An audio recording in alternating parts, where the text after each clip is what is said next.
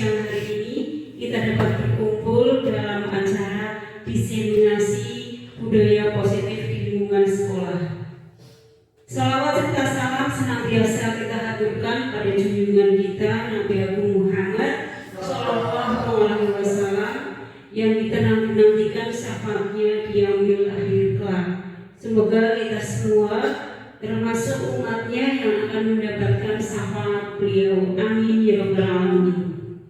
Bapak Ibu yang kami hormati, hari ini saya akan memaparkan diseminasi budaya positif di lingkungan sekolah, merupakan tugas akhir dari modul 1.4 pendidikan guru penggerak angkatan 11. Bapak Ibu jangan sepanang ya, supaya kita lebih fresh lagi, kita lebih bersemangat lagi sebelum kita mulai pada sesi inti tentang budaya positif. Kita ice breaking terlebih dahulu. Silakan Bapak Ibu untuk berdiri.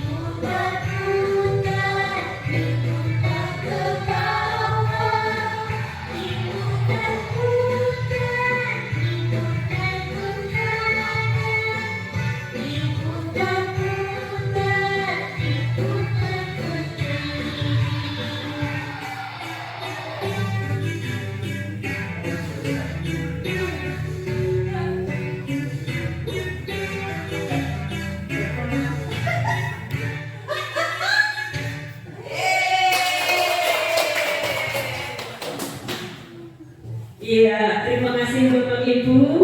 Setelah kita melakukan ice breaking, tentunya ada semangat yang berkorban untuk mengikuti kegiatan pada hari ini dengan lebih antusias dan motivasi yang tinggi pula. Untuk mengawali kegiatan hari ini, kita akan melakukan permainan cobalah buka.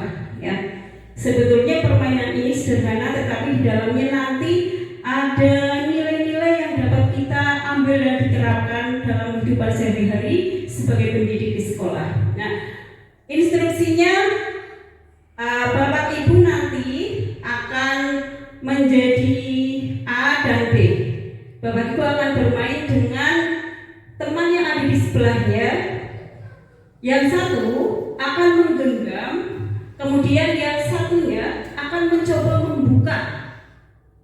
Yang menggenggam ini itu seolah-olah menggenggam sesuatu yang sangat berharga, sehingga Bapak Ibu dengan sekuat tenaga itu berjuang keras untuk tetap menggenggam dengan kekuatan penuh. Sementara teman yang satunya akan berusaha sekuat tenaga untuk apa? Untuk membuka kepalan tangan temannya. Nah, coba sekarang dipraktekkan. Ada yang bisa maju ke depan? Mungkin mempraktekkan? Ya, silakan Bu Yeni sama Bu Budi maju ke depan. Yang lain juga bisa mempraktekkan sambil duduk. Ya, kita perhatikan permainan cobalah buka. Bu Yeni akan menggenggam sesuatu di tangan dengan sangat erat karena di dalamnya ada sesuatu yang sangat berharga yang selalu dia lindungi. Sementara Bu Budi akan mencoba membuka dengan perjuangan yang sangat keras. Dia boleh membujuk, merayu, bahkan menyuap, menghadik juga boleh. Ayo, coba dipraktekkan. Nah, ya, terima kasih. Dari permainan cobalah buka ini kita dapat menyimpulkan ketika seseorang itu mempertahankan dirinya untuk tidak membuka apa yang dia lindungi, maka tidak akan dibuka. Tetapi ketika seseorang itu dengan sukarela membuka, maka itu akan terbuka dengan mudah. Artinya di sini yang mengontrol itu siapa? Diri sendiri. Tidak ada pengaruh dari orang lain. Walaupun orang lain berusaha membukanya, mempengaruhinya, menyuap, kalau orang itu tidak mau, ya tetap tidak mau. Tetapi kalau tanpa dibujuk, dirayu, dia dengan sukarela melakukan, maka itu akan dengan mudah. Artinya kontrol itu ada pada diri sendiri. Baik Bapak Ibu, pada disiplin positif ini terdapat konsep inti budaya positif, yaitu perubahan paradigma belajar, disiplin positif, nilai kebajikan universal, kebutuhan dasar manusia, motivasi perilaku manusia, posisi kontrol guru, keyakinan kelas, dan segitiga restitusi. Kita bahas yang pertama tentang pembelajaran dengan paradigma baru. Apa itu sih pembelajaran dengan paradigma baru? Pembelajaran dengan paradigma baru merupakan pembelajaran yang dirancang berdasarkan prinsip pembelajaran berdiferensiasi, di mana peserta didik belajar sesuai kebutuhannya berdasarkan tahap perkembangan untuk mewujudkan profil pelajar Pancasila. Nah, selama ini kita selalu menganggap bahwa murid-murid kita di kelas itu sama. Kita mengajar dengan gaya yang sama, strategi yang sama, alat penilaian yang sama. Padahal sebetulnya murid-murid kita itu berbeda, sehingga perlakuan terhadap mereka pun harus berbeda sesuai dengan pembelajaran dengan paradigma baru, dengan cara pembelajaran berdiferensiasi sesuai dengan kebutuhan belajar peserta didik. Nah, kemudian ada miskonsepsi tentang teori kontrol. Yang pertama, ilusi guru mengontrol murid. Pada dasarnya kita tidak dapat memaksa murid untuk berbuat sesuatu jikalau murid tersebut memilih untuk tidak melakukannya. Seperti yang tadi Bapak Ibu praktekkan, walaupun yang satu memaksakan untuk membuka, tetapi kalau kita tidak mau, tidak akan dibuka juga. Kemudian ilusi bahwa semua penguatan positif efektif dan bermanfaat. Dalam jangka waktu tertentu, kemungkinan murid tersebut akan menyadarinya dan bisa jadi murid tersebut menjadi tergantung pada pendapat sang guru untuk berusaha.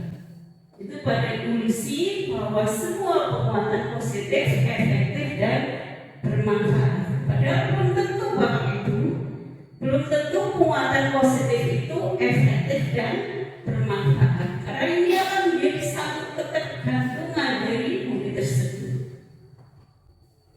Kemudian ilusi bahwa kritik dan membuat orang bersalah dapat menguatkan karakter.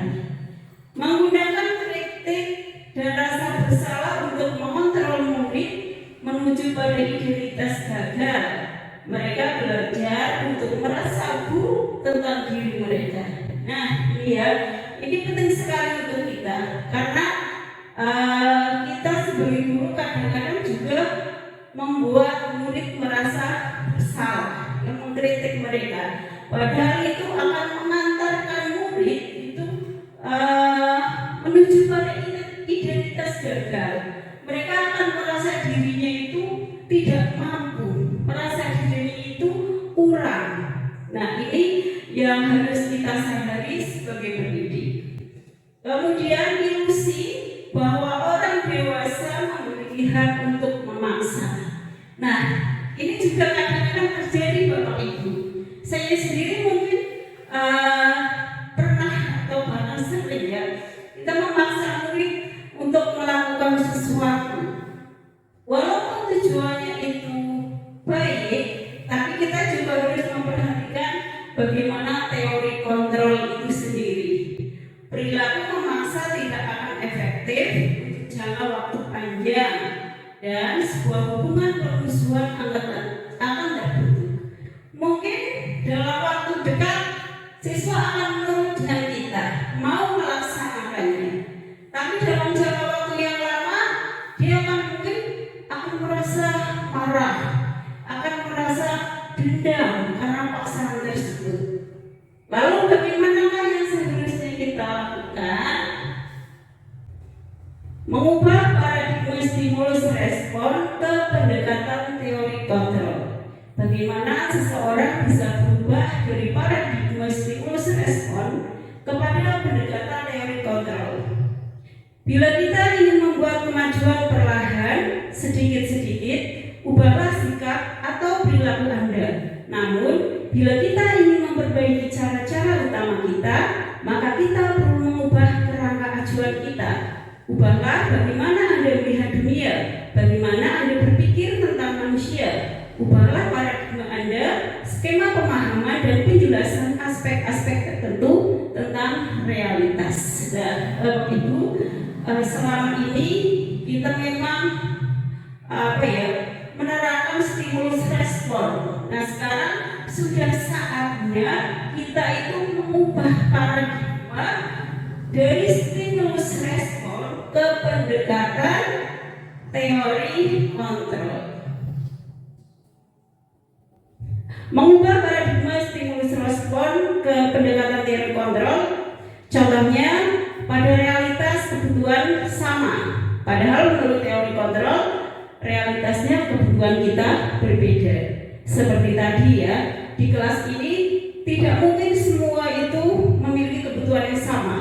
Ada mereka yang memiliki tingkat pemikiran yang di atas temannya. Ada juga yang kurang mampu, ada juga yang menyenangi, mungkin lebih suka berkelompok, ada juga yang lebih suka mengerjakan mandiri. Dari sini kita harus tahu bahwa posisi murid itu harus betul-betul kita mencari di mana apa yang menjadi kebutuhan mereka. Kemudian stimulus respon, semua orang melihat hal yang sama. Teori kontrolnya, setiap orang memiliki gambaran yang berbeda.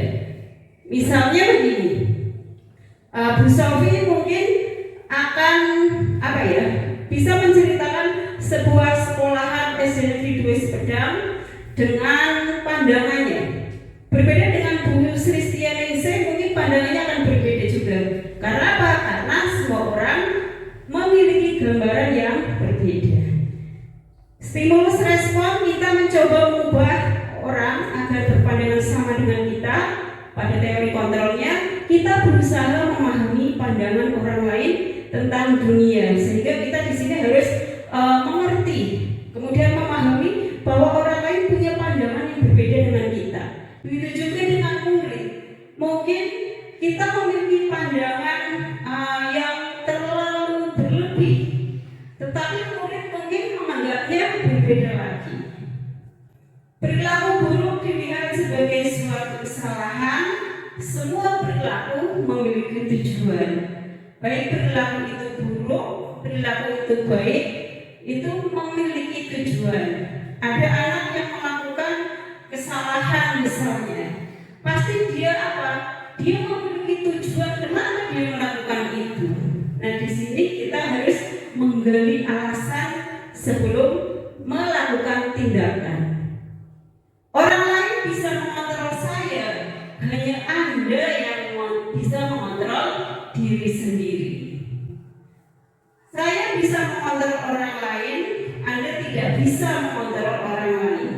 Pemaksaan ada pada saat tujuan gagal, kolaborasi dan konsensus menciptakan pilihan-pilihan baru. Model berpikir menang atau kalah dalam teori kontrol, model berpikir menang-menang.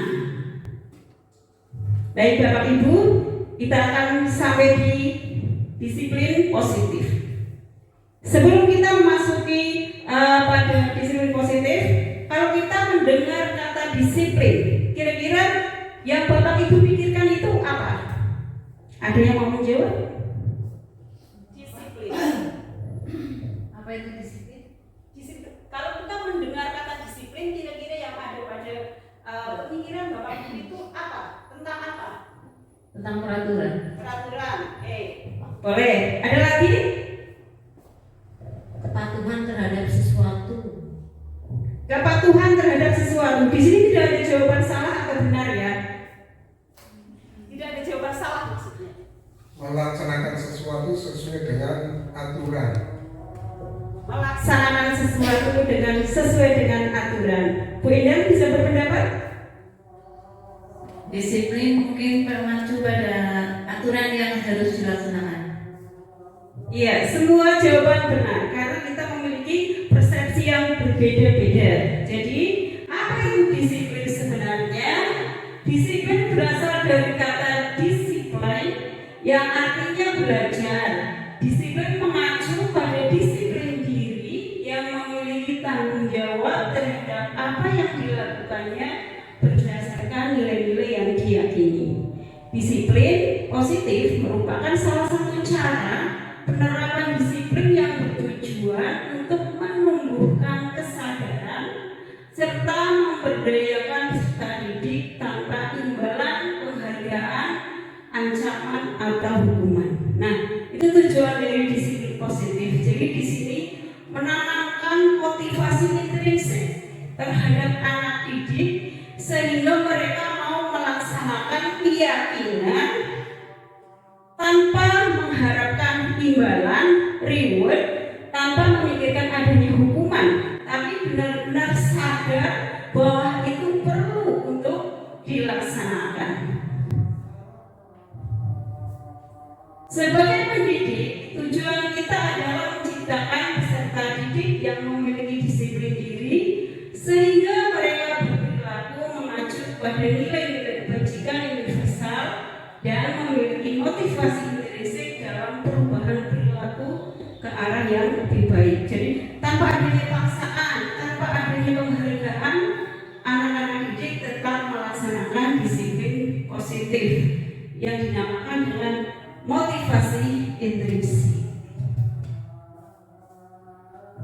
Baik Bapak Ibu, di dalam disiplin positif itu tersendiri terdapat nilai-nilai kebajikan universal. Apa itu nilai-nilai kebajikan universal? Merupakan nilai-nilai kebajikan yang sifat-sifat positif manusia kaku. Apa itu nilai-nilai kebajikan universal? Nilai-nilai kebajikan adalah sifat-sifat positif manusia yang merupakan tujuan mulia yang ingin dicapai setiap individu. Terdapat banyak institusi atau organisasi yang menyimpulkan tentang kebajikan universal seperti profil pelajar Pancasila. Di situ terdapat 6 dimensi. Masih hafal ya Bapak Ibu ya? Yang pertama, beriman, bertakwa pada Tuhan Yang Maha Esa. Yang kedua, berakhlak mulia, mandiri, bernalar kritis, berkebinekaan global, bergotong royong dan kreatif. Kemudian menurut PYP, nilai-nilai kebajikan universal itu ada toleransi, rasa hormat. Boleh minta tolong dibacakan, Bu Sri? Toleransi, rasa hormat, integritas, mandiri, menghargai, antusias, empati, keingintahuan, kreativitas, kerjasama, percaya diri, dan komitmen. Iya. Tersebut adalah nilai-nilai kebajikan universal menurut PYP. Kemudian nilai-nilai kebajikan universal terampilan hidup atau dapat dipercaya, lurus hati, pendengar yang aktif, tidak merendahkan orang lain, memberikan yang terbaik dari diri. Nah, itu merupakan nilai-nilai kebajikan universal yang seharusnya pada setiap hari itu kita tanamkan pada anak didik kita. Kita memasuki kebutuhan dasar manusia. Kebutuhan dasar manusia merupakan segala sesuatu yang kita lakukan untuk mendapatkan apa yang kita inginkan. Seluruh tindakan yang kita lakukan memiliki tujuan tertentu, dan semua tindakan terbaik yang kita lakukan adalah untuk memenuhi kebutuhan dasar kita dengan baik. Jadi kebutuhan dasar ini sangat penting Bapak Ibu, karena apabila salah satu kebutuhan dasar tidak terpenuhi, itu biasanya akan mempengaruhi tindakan seseorang. Ada orang mencuri, kenapa dia mencuri? Karena kebutuhan dasarnya belum terpenuhi. Contohnya apa? Mungkin kebutuhan makanannya, mungkin kebutuhan tempat tinggalnya belum terpenuhi. Ada anak yang sangat nakal misalnya di sekolahan. Berarti anak itu memiliki kebutuhan dasar yang belum terpenuhi. Mungkin kurang kasih sayang dari orang tua, mungkin kurang perhatian dan lain-lain. Lalu kebutuhan dasar manusia itu apa saja? Yang pertama itu kebutuhan bertahan hidup. Yang termasuk kebutuhan bertahan hidup itu makanan, pakaian, tempat tinggal, keamanan, dan kesehatan. Kemudian ada kebutuhan dasar kasih sayang dan rasa diterima. Termasuk di dalamnya rasa diterima, dipedulikan, berbagi, kerjasama, menjadi bagian dalam kelompok. Yang ketiga ada kebutuhan dasar manusia. Apa Bu? Ya, ini bisa dibacakan?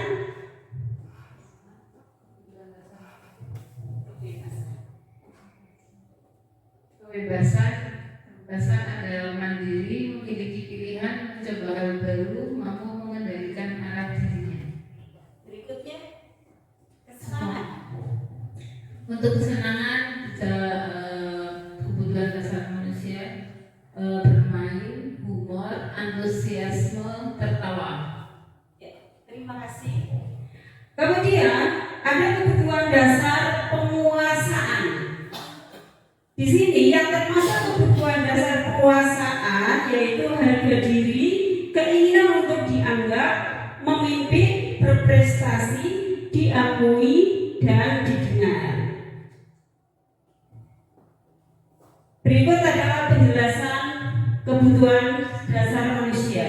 Ketika seorang murid melakukan suatu perbuatan yang bertentangan dengan nilai-nilai kebajikan atau melanggar peraturan, hal itu sebenarnya dikarenakan mereka gagal memenuhi kebutuhan dasar mereka. Seperti tadi ya Bapak Ibu, ada anak yang suka cari perhatian di sekolah oleh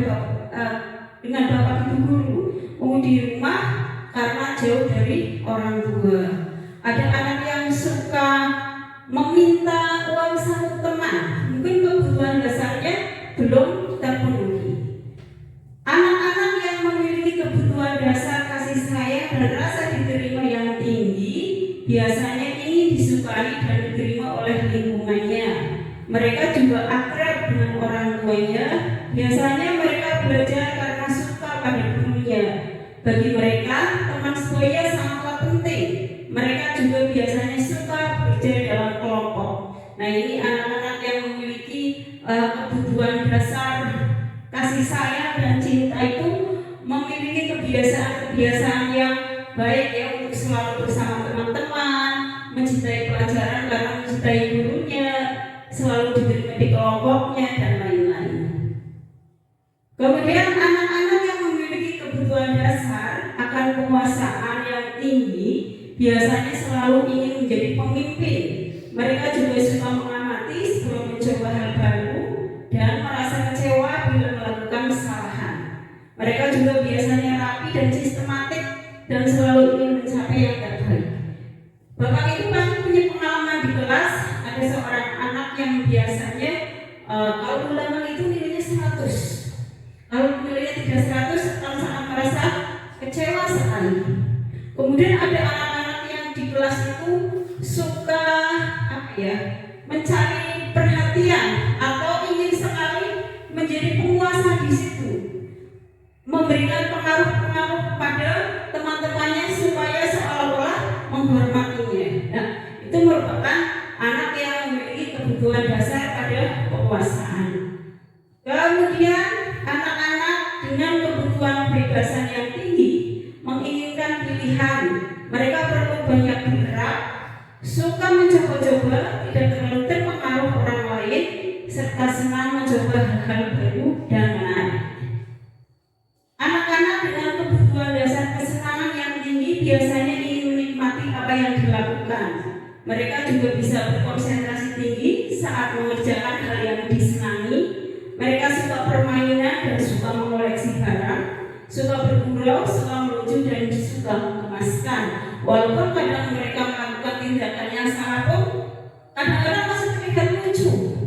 Karena itu mereka termasuk dalam anak-anak yang memiliki kebutuhan dasar kesenangan yang tinggi. Bapak Ibu, hubungannya dengan kebutuhan dasar manusia ada dunia berkualitas.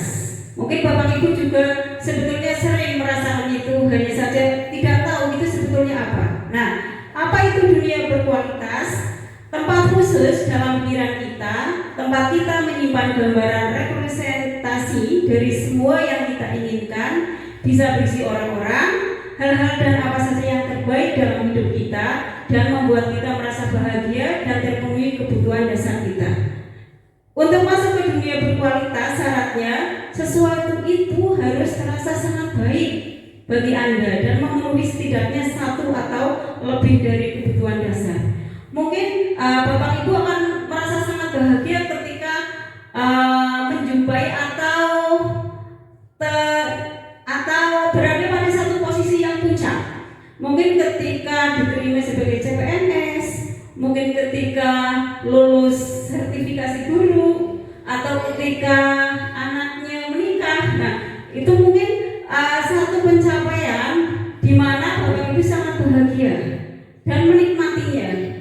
Maka itu yang disebut dengan dunia berkualitas. Atau juga bisa dunia berkualitas Bapak Ibu itu ketika punya mobil 10 dan Bapak Ibu sangat bahagia dan menikmati.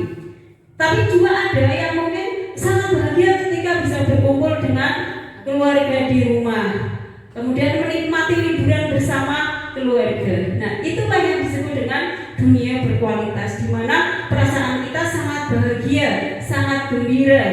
Dunia berkualitas itu isinya bisa orang-orang, hal-hal yang terbaik yang kita sukai.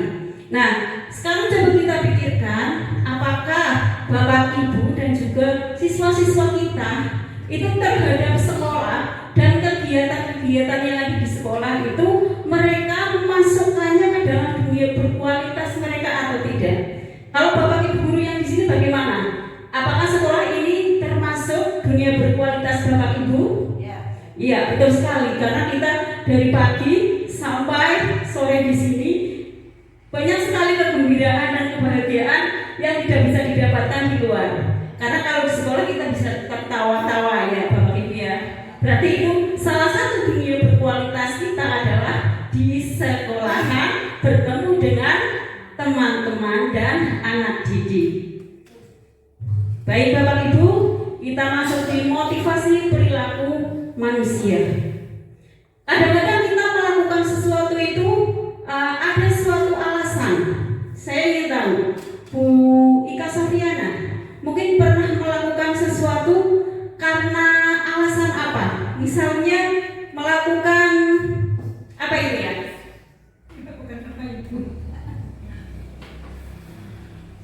Bukan kesalahan. Bukan, melakukan sesuatu dengan alasannya itu apa? Saya berangkat ke sekolah tepat waktu misalnya, datang ke kantor tempat waktu itu alasannya apa? Oh iya, yang pertama untuk absen jelas ya. Iya, boleh. Kemudian yang kedua memang menjadi tanggung jawab kita ya sebagai seorang guru juga harus disiplin waktu gitu. Iya, tepuk tangan untuk Bu Ika Sofiana. Betul ya. Jadi kita itu termotivasi ketika melakukan sesuatu. Tadi yang Bu Ika ceritakan bahwa motivasi datang ke sekolah tepat waktu untuk mengajar itu yang pertama karena absensi, yang kedua karena sebuah tanggung jawab sebagai guru. Nah, menurut Bapak Ibu, karena absensi ini merupakan dorongan dari dalam atau dari luar? Dari luar. Berarti ini merupakan unsur eksternal, motivasi eksternal. Kalau yang jawabannya tadi merupakan tanggung jawab saya sebagai guru, itu merupakan motivasi internal. Nah, Bapak Ibu, ada 3 motivasi perilaku manusia. Yang pertama, menghindari ketidaknyamanan atau hukuman, mendapatkan imbalan atau penghargaan dari orang lain, kemudian menjadi orang yang mereka inginkan, dan menghargai diri sendiri dengan nilai-nilai yang mereka percaya. Yang dua merupakan unsur motivasi intrinsik atau internal, eksternal maaf Bapak Ibu. Dan yang ketiga merupakan motivasi internal. Eksternal itu melakukan sesuatu karena adanya dorongan dari luar, alasan dari luar seperti tadi, karena absensi, karena malu ditegur sama kepala sekolah misalnya, karena malu sama teman-teman, itu merupakan eksternal. Tapi kalau jawabannya sebagai guru harus datang tepat waktu karena tanggung jawab dan kewajiban yang nantinya akan menjadi contoh teladan bagi anak didik, itu merupakan motivasi internal. Lalu apa hubungan atau perbedaan antara hukuman, konsekuensi, dan restitusi? Hukuman itu tidak terencana, ujuk-ujuk, tiba-tiba. Contohnya yang sering kita lakukan, ada ketika upacara bendera tidak memakai seragam lengkap. Ayo, yang tidak pakai seragam lengkap maju ke depan. Itu tiba-tiba. Kemudian murid tidak tahu apa yang akan terjadi karena tidak dilibatkan. Artinya hukuman itu kita yang membuat peraturan, kita yang menentukan hubungan. Yang menentukan hukuman. Jadi anak tidak tahu kalau saya tidak memakai seragam lengkap, saya nanti akan diapakan tidak tahu karena sebelumnya belum ada kesepakatan yang dibuat bersama-sama. Kemudian hukuman bersifat satu arah. Itu konsekuensi dalam murid. Guru sebagai pembuat, murid yang melaksanakan. Berupa hukuman fisik atau psikis. Fisik itu mungkin kita mencubit ya, mungkin kita kalau ada anak yang melakukan kesalahan, ya yang penting itu menjewer ya, menyakiti. Juga bisa menyakiti psikis, psikologis anak. Mungkin merasa malu, mungkin merasa jadi rendah diri, mungkin merasa minder dan lain-lain. Kemudian bagaimana dengan konsekuensi? Konsekuensi terencana atau disepakati sesuai peraturan. Jadi terencana, dibuat bersama-sama, semua siswa tahu dan juga mengetahui konsekuensinya apa jika melakukan pelanggaran terhadap peraturan. Murid dibuat tidak nyaman. Jika murid melakukan kesalahan, dia sudah tahu apa yang harus dilakukan, yang diterima, dan itu membuat murid tidak nyaman. Guru bersikap memantau murid, melihat perkembangan, apakah ada yang melanggar atau tidak. Kemudian restitusi, yaitu proses menciptakan kondisi bagi murid untuk memperbaiki kesalahan. Proses kolaboratif bagi murid untuk mencari solusi sendiri. Nah, bagian inilah yang terbaik, yaitu restitusi. Jadi ketika ada anak didik melakukan kesalahan, kita tidak boleh langsung menghukum. Kita harus menggali dulu, apa sih alasan kamu melakukan ini? Apa sih yang dapat kamu lakukan untuk memperbaiki kesalahan ini? Jadi di sini mengantarkan murid untuk menemukan sendiri solusi atas tindakan yang dilakukan. Nah, di sini ada contoh tindakan guru termasuk hukuman atau konsekuensi. Yang pertama, mencatat 100 kali di dalam buku kalimat saya tidak akan terlambat lagi karena terlambat ke sekolah. Ternyata ini masuk pada hukuman. Lari mengelilingi lapangan basket 2 kali karena terlambat hadir di sekolah. Termasuk apa Bapak Ibu? Hukuman. Tetapi kalau misalnya lari selama 10 menit karena terlambat mengikuti pelajaran PJOK, itu termasuk apa Bapak Ibu? Konsekuensi, karena mungkin 10 menit yang lalu teman-temannya sudah berlari, sementara dia baru sampai, sehingga itu bukan hukuman tapi konsekuensi. Menggantikan kertas tugas teman yang telah dicoret-coret termasuk konsekuensi. Membersihkan tumpahan air di meja tulis karena tersenggol pada saat belajar termasuk konsekuensi. Baik Bapak Ibu, kita lanjutkan pada 5 posisi kontrol guru. Kalau selama ini kita benar-benar tidak tahu apa itu kontrol guru. Nah, di pendidikan guru penggerak kita sudah mempelajari tentang 5 posisi kontrol guru. Berdasarkan pada teori kontrol Dr. William Glasson berkesimpulan ada 5 posisi kontrol yang diterapkan seorang guru, orang tua ataupun atasan dalam melakukan kontrol terhadap lingkungannya. Kalau orang tua berarti lingkungan di rumah, guru berarti lingkungan di sekolahan bersama anak didik. Kalau atasan berarti misalnya di sekolah, kepala sekolah ketika mendisiplinkan para guru atau bawahannya. 5 posisi kontrol itu apa saja?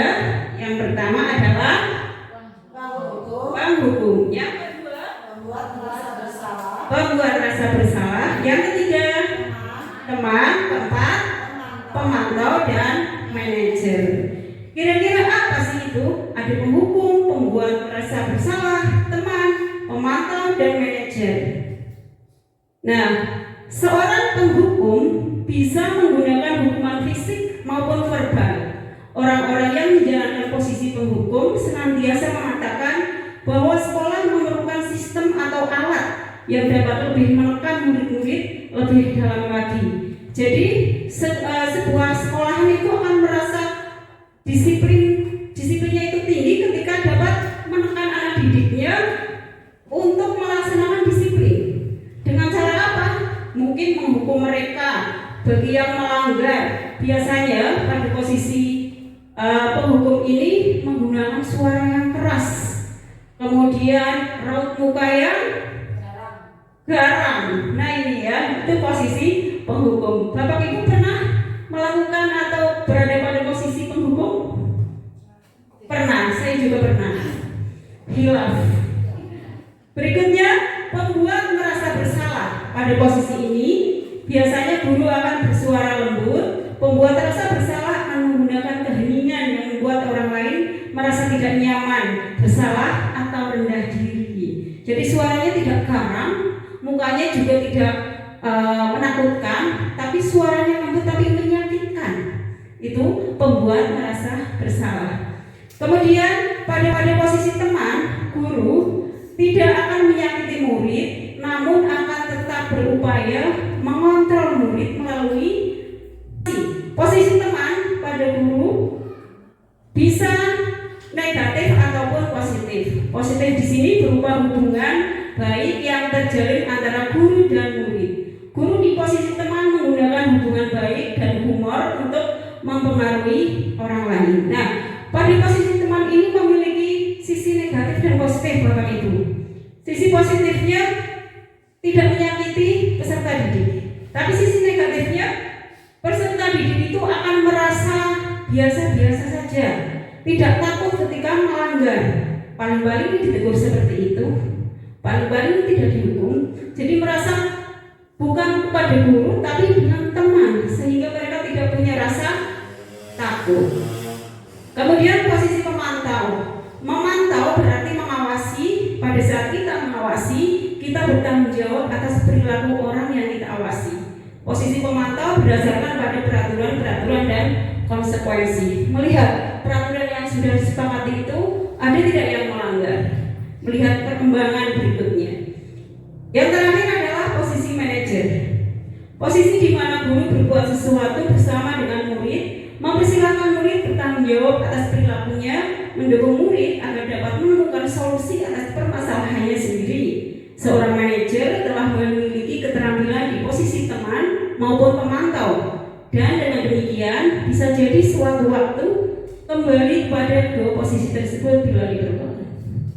Bapak Ibu, posisi manajer ini adalah posisi yang terbaik yang diharapkan untuk dilaksanakan di setiap institusi, terutama sekolah, karena kita adalah lingkungan sekolah, di mana posisi manajer ini mengantarkan murid untuk memahami kesalahannya sendiri, kemudian berusaha mencari solusi atas tindakannya itu.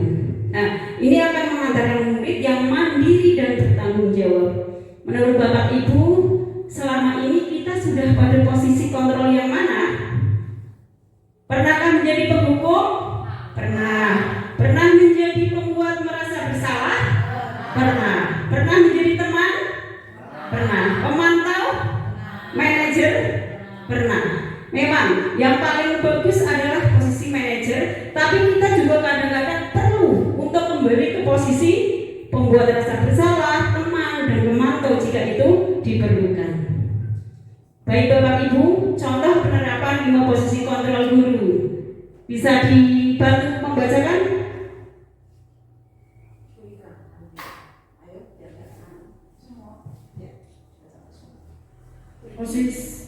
Contoh penerapan 5 posisi kontrol guru sebagai penghukum.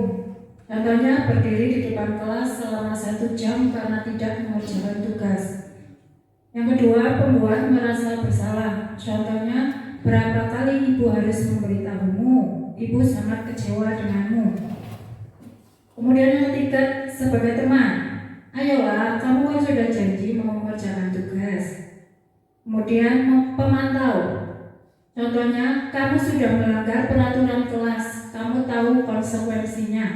Kamu mengerjakannya saat jam istirahat. Yang terakhir, posisi manajer.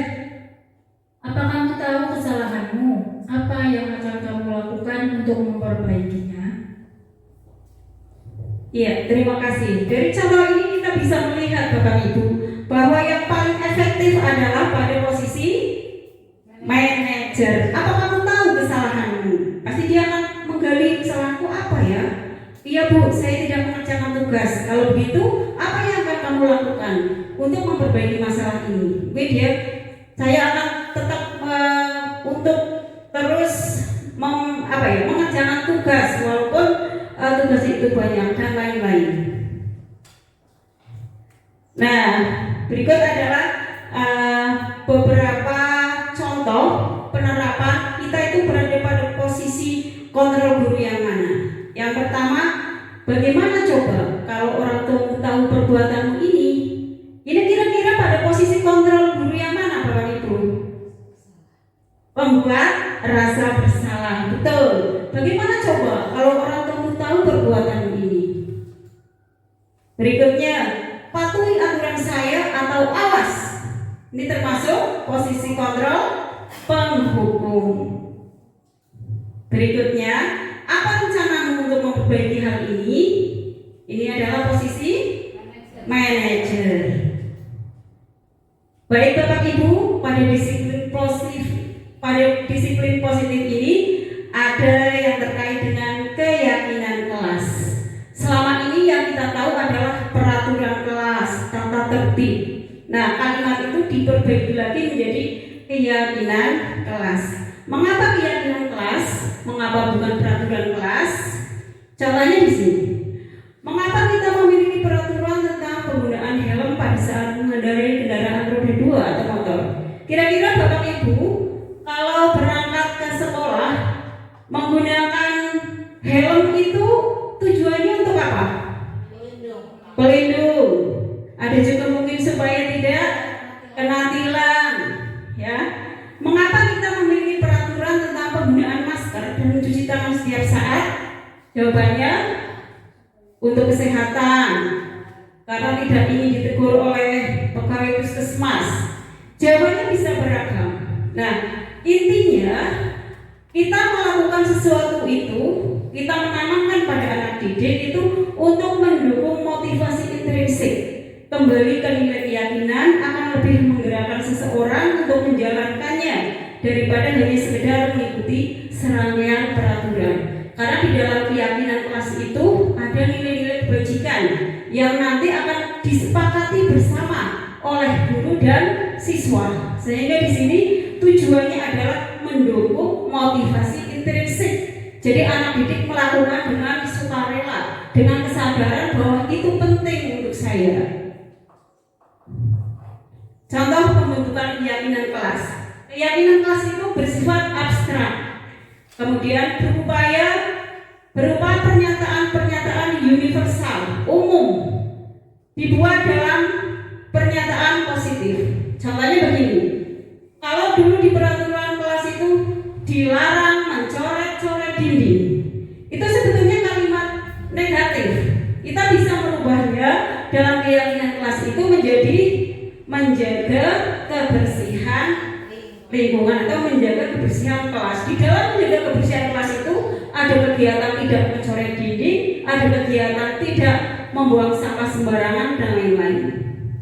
Kemudian tidak terlalu banyak sehingga mudah diingat dan dipahami. Jangan sampai membuat keyakinan kelas itu terlalu banyak sehingga murid malah nanti ditanya harus melihat lagi, lupa. Tapi tidak terlalu banyak supaya mudah diingat. Dan jangan keyakinan kelas itu dibeli dari Shopee, dari Tokopedia, karena keyakinan kelas itu dibuat bersama-sama antara guru dan siswa untuk menyepakati nilai-nilai kebajikan. Semua warga kelas hendaknya ikut terlibat, bersedia meninjau kembali keyakinan kelas dari waktu ke waktu. Jika keyakinan kelas itu mungkin kedepannya itu kurang efektif, maka bisa menggantinya. Kita masuk di sesi terakhir, Bapak Ibu, segitiga restitusi. Apa itu segitiga restitusi? Nah, di dalam segitiga restitusi itu ada 3 langkah. Yang pertama, menstabilkan identitas. Yang kedua, validasi tindakan yang salah. Dan yang ketiga, menanyakan keyakinan. Jadi segitiga restitusi ini cara untuk menyelesaikan masalah yang terjadi pada anak didik dengan kebijakan-kebijakan tertentu. Langkah yang pertama yaitu menstabilkan identitas. Tujuannya untuk mengubah identitas anak dari orang yang gagal karena melakukan kesalahan menjadi orang yang sukses. Contoh yang bisa kita ucapkan pada anak-anak yang berbuat salah pada langkah menstabilkan identitas itu, berbuat salah itu tidak apa-apa. Tidak ada manusia yang sempurna. Saya juga pernah melakukan kesalahan seperti itu. Kita bisa menyelesaikan ini. Bapak atau Ibu tidak tertarik mencari siapa yang salah, tapi Bapak Ibu ingin mencari solusi dari permasalahan ini. Kamu berhak merasa begitu. Apakah kamu sedang menjadi teman yang baik buat dirimu sendiri? Nah, ini adalah langkah pertama dalam menstabilkan identitas, sehingga anak itu tidak merasa sangat down, sangat merasa buruk. Karena apa? Karena Bapak Ibu guru sudah membesarkan hati dengan kata-kata berbuat salah itu tidak apa-apa. Bu guru juga pernah berbuat salah, semua orang juga pernah berbuat salah. Lalu langkah yang kedua yaitu validasi tindakan yang salah. Validasi tindakan yang salah akan membantu murid mengenali kebutuhan dasar yang ingin dipenuhi. Menurut teori kontrol, semua tindakan manusia, baik atau buruk, pasti memiliki tujuan tertentu, yaitu untuk memenuhi kebutuhan dasarnya. Pada langkah validasi tindakan yang salah, kita bisa mengucapkan kata-kata, padahal kamu bisa melakukan yang lebih buruk dari ini ya. Kamu pasti punya alasan mengapa melakukan itu. Kamu patut bangga pada dirimu sendiri karena kamu telah melindungi sesuatu yang penting bagimu. Kamu boleh mempertahankan sikap itu, tapi kamu harus menambahkan sikap yang baru. Ini adalah langkah validasi tindakan yang salah. Berikutnya, langkah yang ketiga, menanyakan keyakinan. Di sini kita menanyakan keyakinan, apa yang sudah dilanggarnya, keyakinan mana yang sudah dilanggar. Maka peserta didik akan berpikir. Kita bisa bertanya, apa nilai yang kita percaya di kelas atau sekolah kita? Keyakinan kelas mana yang sudah kamu melanggar? Misalnya seperti itu. Kamu mau jadi orang seperti apa? Apa yang kamu rasakan ketika melakukan hal itu? Nah, itu adalah 3 langkah dalam menerapkan segitiga restitusi. Diharapkan bahwa di sekolah-sekolah itu dalam menangani kasus-kasus peserta didik itu selalu menggunakan segitiga restitusi. Jadi kita menggali apa alasan anak itu melakukan kesalahan, kemudian kita mencoba untuk menuntunnya supaya anak itu bisa memperbaiki kesalahannya. Sehingga apa? Sehingga pasti akan tujuannya itu jangka panjang. Anak itu menyadari dan melaksanakan dengan kesadaran tinggi. Contoh penerapan segitiga restitusi. Bapak Ibu akan melihat contoh bagaimana penerapan segitiga restitusi. Tar dulu Bu Ibu. Kok nggak buka? Baik Bapak Ibu, kita akan memperhatikan contoh penerapan segitiga restitusi pada kasus yaitu datang terlambat ke sekolah. Bagaimana penyelesaian dari kasus tersebut? Mari kita saksikan bersama-sama.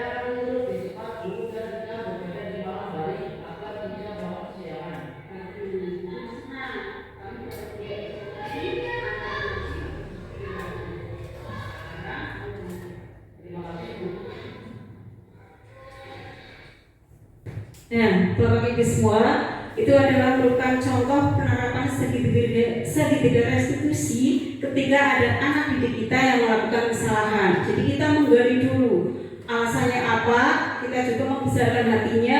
Semua orang pernah melakukan kesalahan. Nah, kemudian anak dituntun untuk mencari solusi yang akan dilakukan supaya kedepannya itu akan lebih baik lagi. Mungkin mulai dari sekarang kita juga harus mulai menerapkan segitiga restitusi ini, Bapak Ibu. Selanjutnya sudah sampai di penghujung kegiatan, Bapak Ibu. Dalam penerapan program seorang guru hendaknya memiliki standar kepribadian profesional dan sosial yang baik, di mana guru mampu merefleksikan dirinya dalam posisi kontrol saat ini. Bagaimana berjalan dirinya sebagai manajer yang menuntut murid-muridnya menjadi insan yang mandiri, merdeka, dan bertanggung jawab. Jadi dalam kita memposisikan diri sebagai manajer itu harus memiliki standar kepribadian yang tinggi, profesionalisme yang tinggi, dan rasa sosial yang tinggi juga, supaya nanti kita bisa menerapkannya dengan maksimal dan menuju pada anak-anak menjadi insan yang mandiri, merdeka, dan bertanggung jawab. Mungkin dari kegiatan ini, Bapak Ibu, saya ingin mendengar salah satu merefleksikan atau tanggapan dari kegiatan hari ini. Bu Endang.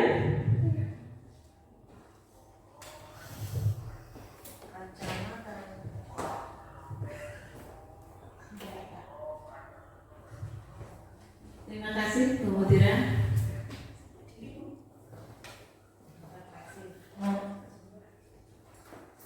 Terima kasih pada Bu Mutira yang telah memberikan pemaparannya. Dengan pemaparan ini, kami selaku pendidik itu, pemaparan ini sangat bermanfaat ya, karena saya merasa senang serta menjadi dapat inspirasi untuk menerapkan budaya positif di kelas. Semoga dengan adanya program guru penggerak ini, kita menjadi tambah wawasan dan pengetahuan tentang berbagai hal, khususnya yang berkaitan dengan implementasi di lingkungan satuan pendidikan kerja kami. Terima kasih Bu Mutira atas pemaparannya untuk hari ini. Terima kasih. Mungkin satu lagi untuk refleksi. Ya, Bu Budi silakan. Ya, terima kasih atas waktu yang diberikan, pemaparan yang sangat luar biasa, lengkap, dan juga kita jadi mendapatkan inspirasi untuk menerapkan budaya disiplin positif di kelas kita. Ya, terkait dengan budaya positif, kita menjadi dapat suntikan semangat dan motivasi ya terkait dengan budaya positif yang tentunya nanti kita bisa terapkan dalam kelas kita dan juga mungkin di lingkungan sekolah dan lingkungan keluarga. Terima kasih Bu Mutira yang sudah memaparkan materi luar biasa sekali bagi kita. Banyak wawasan dan pengetahuan yang kita dapatkan dari pemaparan hari ini. Semoga banyak memberikan manfaat bagi kita semua. Terima kasih.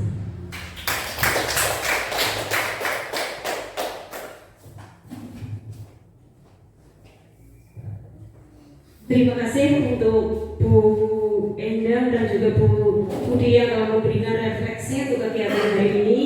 Terima kasih kepada semua Bapak Ibu guru yang telah mengikuti diseminasi budaya positif pada siang hari ini dengan baik dan juga menyimak dengan sangat antusias. Semoga apa yang sudah saya sampaikan nanti bisa bermanfaat, bisa kita terapkan di sekolah kita, di kelas Bapak Ibu guru. Akhir kata, mohon maaf atas segala kekurangan dan kekhilafan. Assalamualaikum warahmatullahi wabarakatuh. Waalaikumsalam warahmatullahi wabarakatuh. Salam guru penggerak, tergerak, bergerak, menggerakkan.